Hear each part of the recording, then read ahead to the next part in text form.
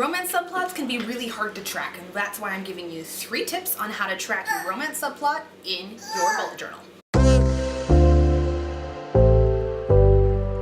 Tip 1, use a word count tracker to keep track of your overall word count. This will keep you on track for your overall goal for your entire novel.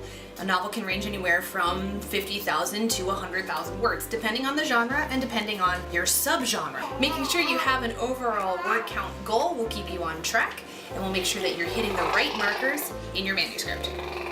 Thanks, Royce.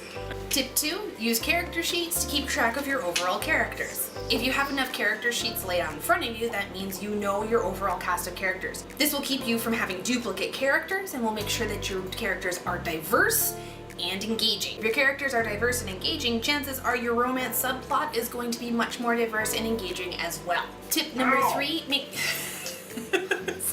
Joke gets hit in the face.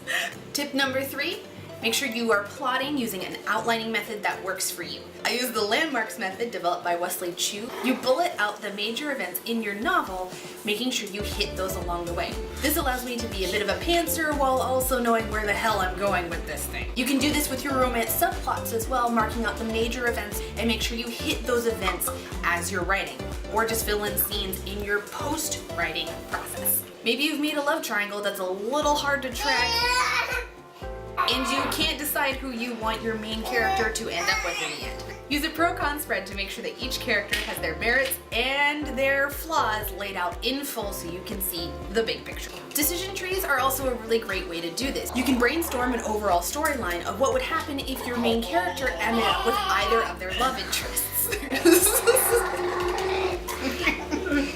You can also use your bullet journal to try to find a new angle in your romance subplot. Maybe there's a character you overlooked in your pre-writing and your writing phases, and you might need to go build them into the overall plot to make the love interest actually feasible. That's it. Those are my tips on using your bullet journal to track your romance subplot in your novel. If you have any questions on how I do this, love triangles are fine if they're into it.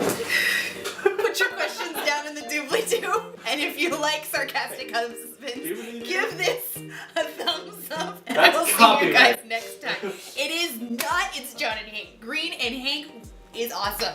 Hank is dad. Happy writing.